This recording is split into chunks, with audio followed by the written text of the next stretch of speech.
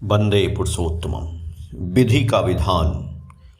अंग्रेजी 1950 के दशक के बीच का समय। बाहर का एक बेरोजगार युवक देवघर आश्रम आकर अपनी अवस्था की बात परम प्रेम में श्री ठाकुर से निवेदन किया। श्री ठाकुर उसकी बात ध्यान से सुनकर उसे बोले, तुम यहीं रहकर लस्सी बेचो, दही का मट्ठा बेचो। इसके बाद श्री ठाकुर ने उक्त युवक की सहायता करने के लिए एक व्यक्ति को निर्देश भी दिए। तदनुयायी सामान्य पूंजी और उपकरण, लस्सी रखने, पिलाने, ढालने आदि का बर्तन की व्यवस्था कर ठाकुर बंगला के गेट के बाहर एक स्थान पर यह व्यक्ति लस्सी बेचने लगा। गर्मी का समय था। उस समय संपूर्ण संताल परगना में प्रचंड लू का प्रकोप था। बीच बीच में उसकी प्रचंडता प्राणघातक हो जा रही थी। लस्सी आदि शीतल पेय इस समय संजीवनी का काम करता था। उस समय दुकान खूब ही कम था। दही और लस्सी का तो पहले से कोई दुकान थी ही नहीं। इसीलिए जब उस युक्त युवक ने उचित दाम पर लस्सी की बिक्री शुरू की तो धड़ल्ले से बिक्री होने लगी। सभी युवक के इस कार्य से खूब प्रसन्न हुए। इस तरह व्यवसाय की मूल नीति कम मुनाफा और अधिक बिक्री के फलस्वरूप उसे अच्छी आमदनी होने लगी।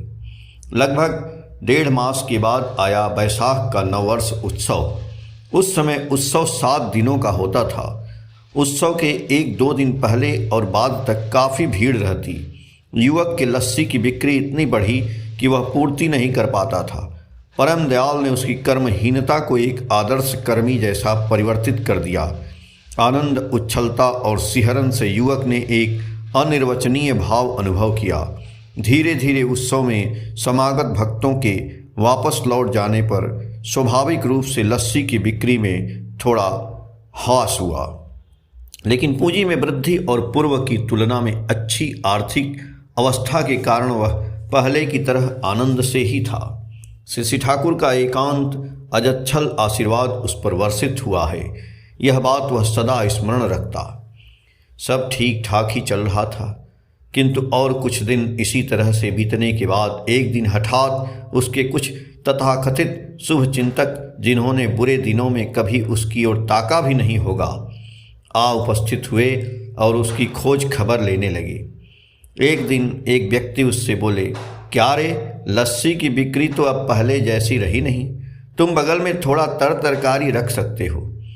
युवक के दृढ़तापूर्वक प्रतिवाद करने पर फिर वह व्यक्ति तथाकथित शुभचिंतक दोबारा कुछ नहीं बोला। एक दिन फिर कोई दूसरा व्यक्ति आकर उसको बोला, ठाकुर तो तुमको लस्सी बिक्री की बात कहे हैं, ठीक ही है, लेकिन तुम ठाकुर के निकट अभी की बिक्री की अवस्था की बात निवेदन करो ना। इस प्रकार बार बार लोगों द्वारा उकसाए जाने के बाद एक दिन वह श्री ठाकुर के पास जाकर अपनी वर्तमान अवस्था की बात निवेदन किया।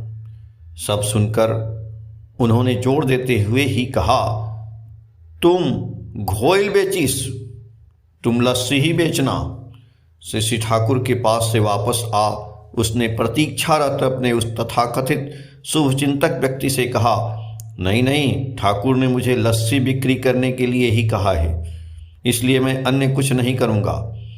ऐसा लगा मानो वह किसी भी अवस्था में ठाकुर के निर्देश के विपरीत कुछ भी नहीं करेगा, किंतु भाग्य देवता अदृश्य से उसके प्रकृत मानसिक अवस्था को लक्ष्य कर रहे थे।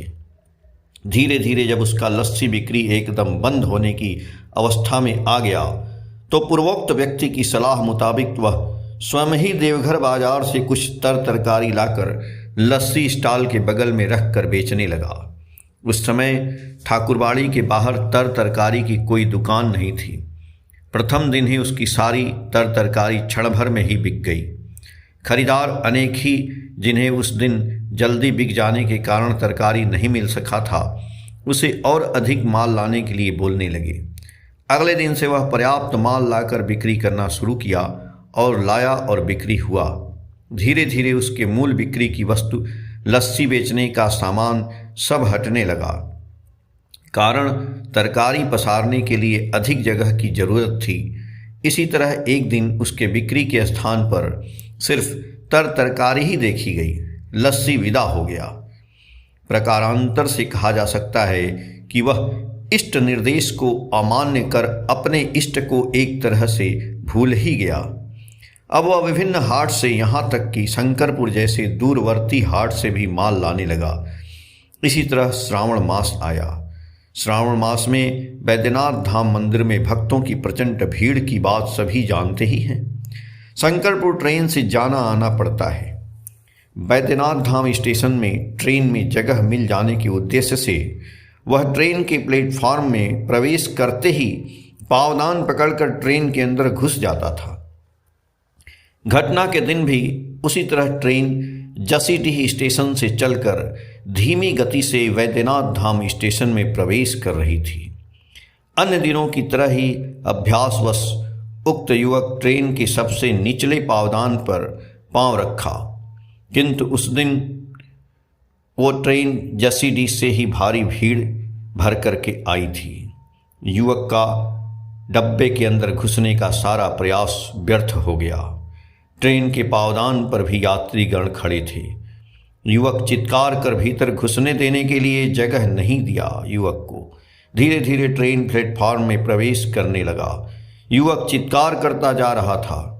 प्लेटफॉर्म के किनारे से उसके दोनों पांव रगड़ाते जा रहे थे। वह ट्रेन के अगले डिब्बे में चढ़ा था, इसलिए ट्रेन के रुकने तक संपूर्ण प्लेटफॉर्म से ही उसके पांव दोनों रगड़ाते रहे। ट्रेन के रुकने तक उसके पैर दोनों एक तरह से कट ही गए। अचेत हो वह वहीं प्लेटफॉर्म पर गिर गया और आघात की भयंकरता के फलस्वरूप वहीं उसकी मृत्यु हो गई। यह मर्मांतिक संवाद श्री ठाकुर को मालूम हुआ। दुह संवाद सुनते ही श्री ठाकुर तत्क्षण बोले, वह जब प्रथम मेरे सामने आकर खड़ा हुआ था उसी समय मैंने देखा कि उसको ठेहुना के नीचे दोनों पांव नहीं है। यह बात सुन श्री ठाकुर के सामने बैठे श्रद्धेय केष्टोदा श्री कृष्णचंद्र प्रसन्न भट्टाचार्य बोले, तब तो आप उसको उसी समय सावधान कर दे सकते थे।